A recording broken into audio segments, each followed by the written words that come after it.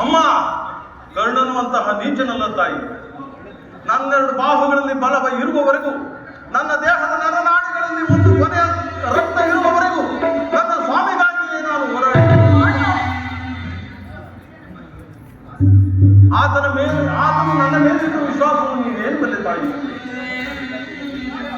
ಈ ಜಗತ್ತೆಲ್ಲವೂ ಕುಲಹೀನನೆಂದು ದೂಡಿಬಿಟ್ಟಿದ್ದಾಗ ಆ ಪರಮೇಶ್ವರನು ನನ್ನನ್ನು ಬಾಚಿ ತಪ್ಪಿ ಆಲಂಗಿಸಿ ಕುರು ಸಾಮ್ರಾಜ್ಯದ ಮಾಂಡಲಿಕ ಅಂಗದೇಶದ ಅರಸನನ್ನಾಗಿ ಮಾಡಿ ಅಂತಹನನ್ನು ನಾನು ತೊರೆದರೆ ಇದು ನ್ಯಾಯಸಮ್ಮತವೇ ತಾಯಿ?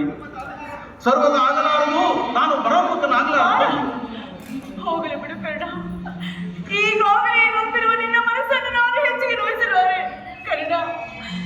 ನಾಳೆ ಯುದ್ಧದಲ್ಲಿ ಪಾಂಡವರು ಏನಾದರೂ ನಿನ್ನ ಕೈಗೆ ಸಿಕ್ಕರೆ ಅವರನ್ನು ಕೊಲ್ಲಬೇಡ ಕರ್ಣ. ಅವರನ್ನು ಉಳಿಸಿಕೊಡು ಮಗನೇ, ಅವರನ್ನು ಆಗಬಹುದು ತಾಯಿ. ಯಾರನ್ನಾದರೂ ಉಳಿಸುವನು, ಆದರೆ ಆ ನನ್ನ ಕಡುವೈರಿ ಪಾರ್ತನೆ ಏನಾದರೂ ಸಿಕ್ಕರೆ ನಾವು ಉಳಿಸುವುದಿಲ್ಲ ತಾಯಿ. ಎಷ್ಟೊಂದು ದ್ವೇಷ.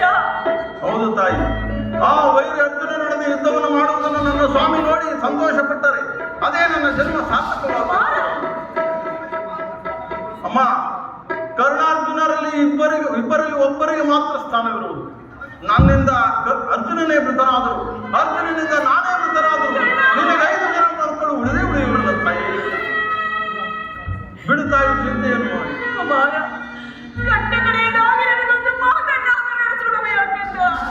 ಏನು ಹೇಳ್ತಾ ಇದ್ದೀನಿ? ಸಂತೋಷವಾಗಿ ಸತ್ಯವಾಗಿ ನಡೆಸಿಕೊಳ್ಳುವೆಯ ಮಗನೇ? ಅಮ್ಮ, ನಿನ್ನ ಮಗನಾಗಿ ಜನಿಸಿ ನಾನು ನಿನ್ನ ಮಾತನ್ನು ನಡೆಸಿಕೊಡಲಾರದ ಕಡು ಪಾಪಿ ಎಂದು ಮಾಡಿದ್ದೇನೆ.